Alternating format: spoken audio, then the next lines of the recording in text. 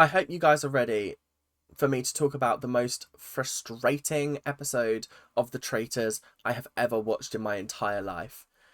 It was tough from start to finish, and it was an unenjoyable watch, but also a very satisfying watch in a weird culmination of feelings. I feel very mixed after this. So, welcome guys to the Traitors US. This is a fantastic series so far. We're officially halfway through the show. Technically a little over halfway because there's only 11 episodes and then a reunion. So I am expecting big things every single episode from now on. It really does feel like the game is amping up to be something crazy cool. But, oh god, it is really frustrating to watch sometimes because the traitors, well, a traitor is just not playing the game very well and is at risk of exposing every single one of the other traitors. Yeah, that's what you guys have got to look forward to.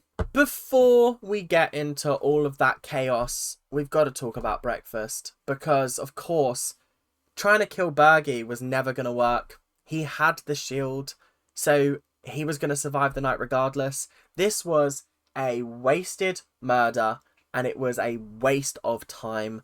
They could have taken out Peter and shot for Peter if they were sure he didn't have the shield. Like Parvati said, I think he's double bluffing us, because why would he tell us? But Dan is so blinded by the fact that he thinks him and Peter are friends that he's not willing to see the fact that, oh, maybe he's actually playing me, which he was. God, even Phaedra wasn't actually happy with his decision, but she was like, on his head be it. Do you know what? On his head be it. And Peter's plan actually worked. And that's what frustrated me the most, because I was like, that plan shouldn't have worked. If the traitors were smart and he told two of them, Parvati and Dan, and even Parvati was like, I think this is bad. This is bad news bears. It just didn't matter. Dan has sealed his fate in this one move, and it's absolutely ruined his game. And now Parvati is fuming because she knows she's been played by Peter, and that just makes everything 10 times worse. So obviously, Peter believes that it is between Dan and Parvati for who is the actual traitor. He fed the information to CT, but CT's reaction at the breakfast table gave him the impression that, like, what? Huh? Like, I didn't know this was happening. What? And obviously then Parvati's talking to Peter, and you'd think from someone who won Survivor, she'd be able to persuade and manipulate a little bit better. But instead, she kind of just went, what makes you not a traitor? What? That was a very traitorous move that you pulled just then. And I was like, that's not a good excuse for why you're not a traitor. He's asked you why you're not a traitor, and you've gone, but what about you?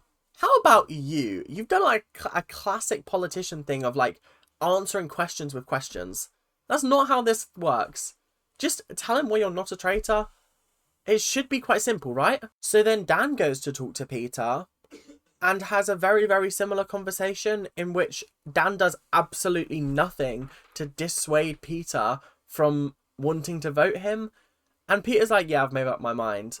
And Dan's like, damn, I thought we were closer than this. I thought we were friends, and you played me? You were trying to play me this entire time? Like, damn, that's crazy, bro. I would never do that to you. I was like, what is this gameplay? It's been 10 years since he's been on Big Brother, and he's lost all of his social deduction skills. Like, come on. Come on.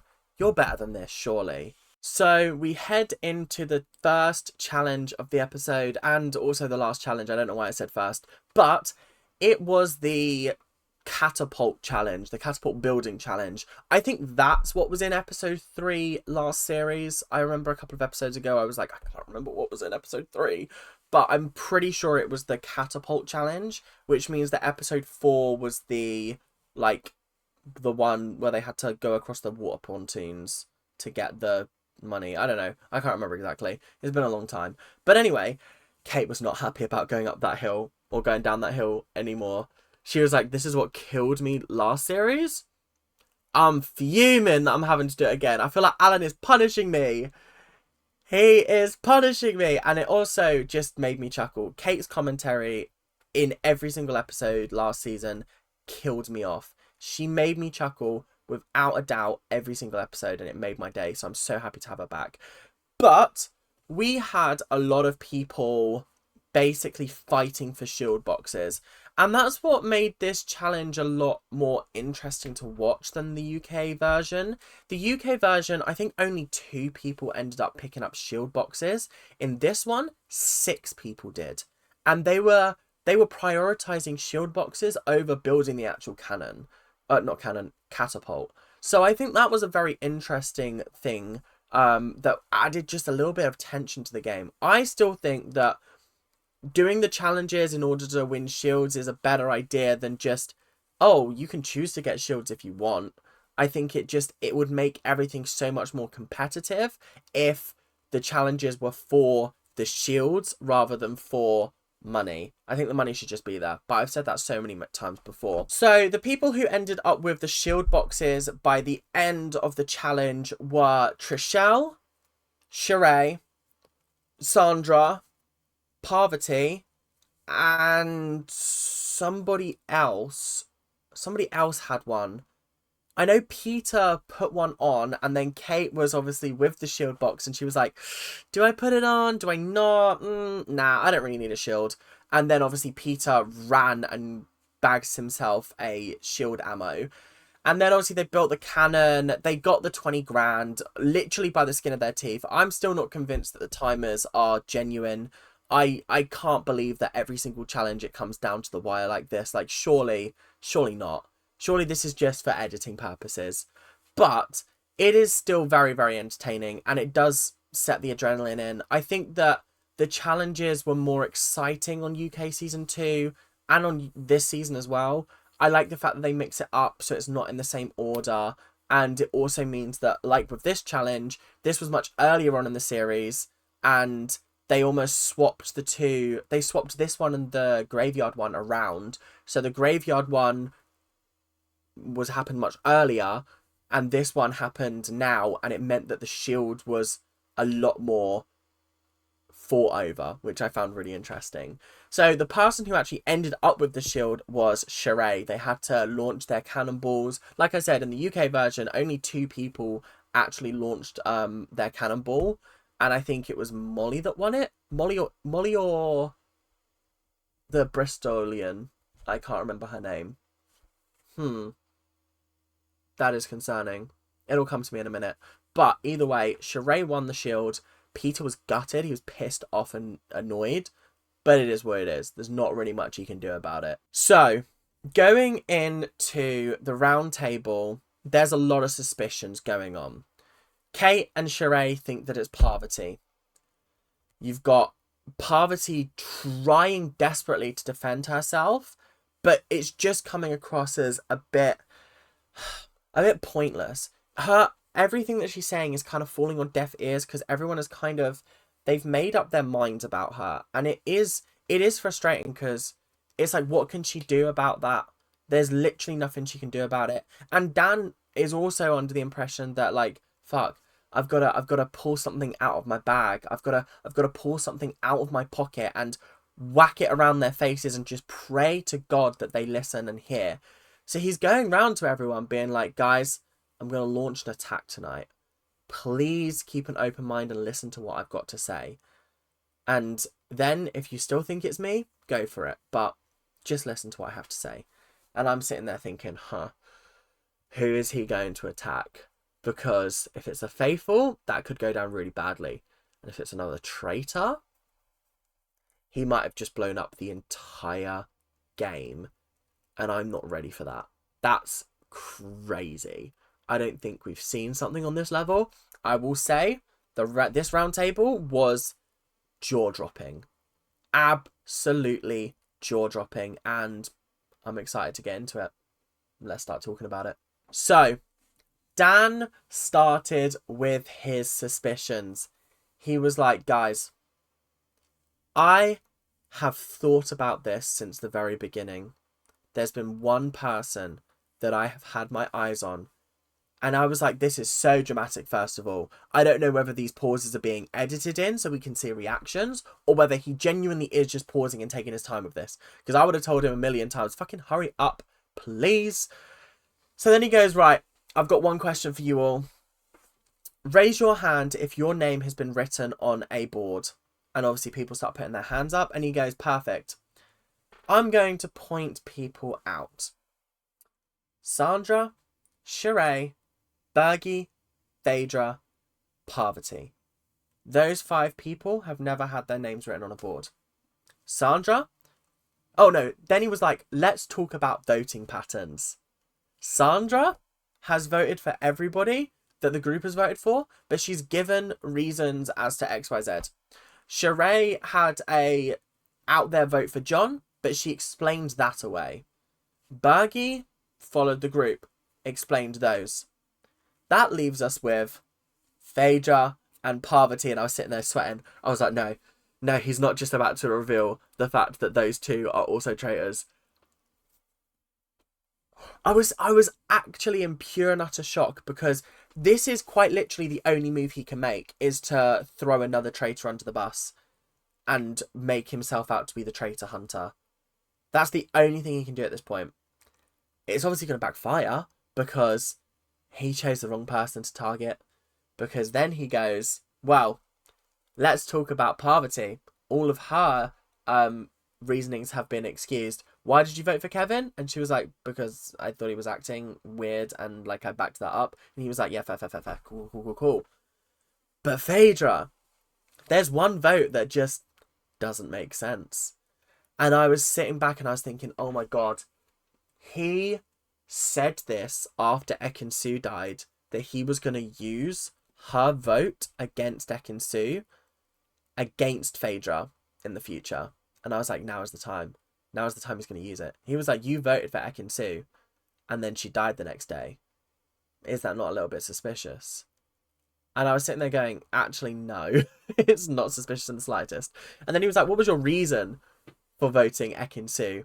And Phaedra's like, I mean, she was lying about what happened with Janelle, and I believed Janelle, and I thought Ekin-Su was lying, so obviously that's what happened. That's why I voted. And then he's like, okay, fairs. But then there's also your weird breakfast reactions. At this point, Kate is pulling faces. She's like, huh? She's like, Dan was like, yo, when Marcus died, you got up, you started consoling Larsa. You were just doing too much. When Ekin-Su died, it was like, oh, not Ekin-Su. And then, when we thought that Bergie had died this morning, you were like, not my burgerlicious. It's too much. It's over the top. And then at that point, Kate was like, have you met her? And I was like, facts. Phaedra is quite literally the most over-the-top person in the cast, apart from Kate. And I love that for her. But how is that being used against her? And then he was like, and also, everyone likes you. So you're in the perfect position to be a traitor. And because no one's going to suspect you. Yeah, this did not go down well. Because Phaedra just launched her attack back. And it's very clear why she's a good lawyer. Because, my God, her argument was soundproof. Was foolproof. Was idiot-proof. It was Dan-proof. And I think that's the most important thing here. It was masterful. All I have to say is she earned that title as head traitor. Because he tried to take her down. And it just didn't work. It didn't even touch the sides. Then we had the distraction of Dan basically bringing up the whole shield issue. Oh, no, it wasn't Dan. Somebody else brought it up. I think it might have been Peter. The whole shield issue. And then Peter was basically turning it on Parvati. And, like, yes, Parvati is also a traitor. But, like, let's get Dan out first. Let's worry about Parvati later. Let's worry about her later because she is not the imminent threat right now. Parvati is definitely gunning for this clique that's formed. The clique is Peter, Trishelle, Bergie, John, and Sheree. I think it's those 5. I could be wrong. And Kevin, I think. That's 6 people who are faithful. They need to start picking them off one by one, and this is potentially the best time to start doing it. So we come to voting time. Voting time went exactly how I expected it to go. There was no way Dan was making it out of this alive.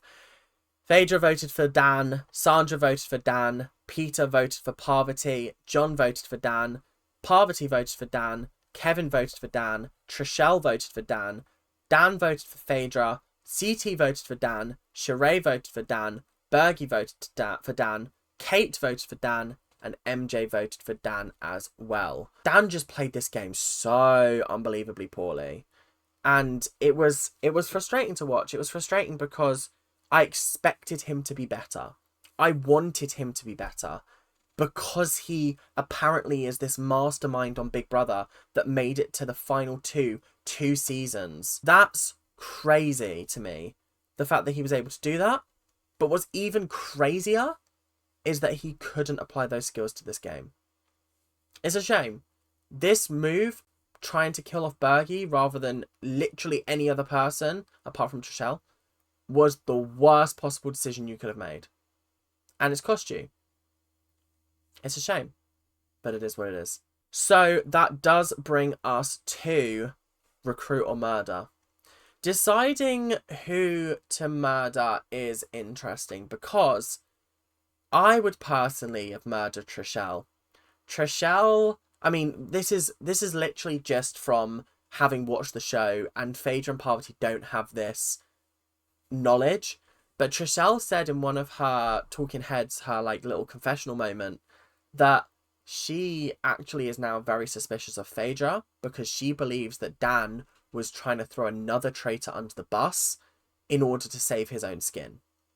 And that is dangerous if that gets out. If that information gets put out there, that's incredibly dangerous. And I would be incredibly worried.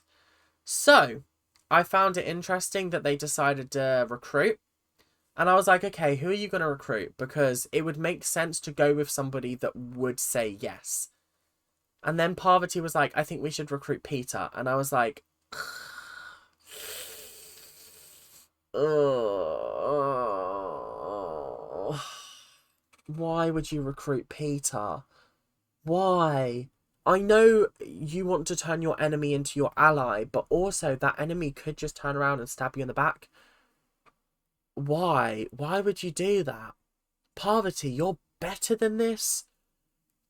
Oh, God. Oh, my God. Even if he does say yes, it's still going to be detrimental to you. You could have asked Kate to join you. You could have asked, I don't know. You could have asked, I don't know. I actually don't know who else would have said yes. I reckon Kate would have. I reckon Sandra would have. But ideally, you want someone in that clique. This was such a poor move, and I'm now really worried that this is the end of Parvati as well. Are the traitors going to lose this series? I think that'd be interesting. I want the traitors to lose and it be a victory by the faithfuls that is earned. Does that make sense? Like, UK Season 1 did not feel like the faithfuls earned that ending at all. It felt like for the majority of the people, that the traitors that they got out, it was luck or it was another traitor throwing another traitor under the bus. To be fair, no, actually, I mean, the traitors won in Season 2 of UK, so yeah, that's because the faithfuls were not able to get out a traitor without a traitor helping them. Anyway, I would like to see the faithful dominate the traitors, but I want it to be earned. I want it to be a very, very smart decision. I don't want it to just be blind luck. Does that make sense? That's how I'm hoping the series is going to end. But that is all we've got time for today. So thank you guys very, very much for watching. I hope you guys have enjoyed. And make sure to keep on watching, keep on ranting, and I will see you guys in the next episode.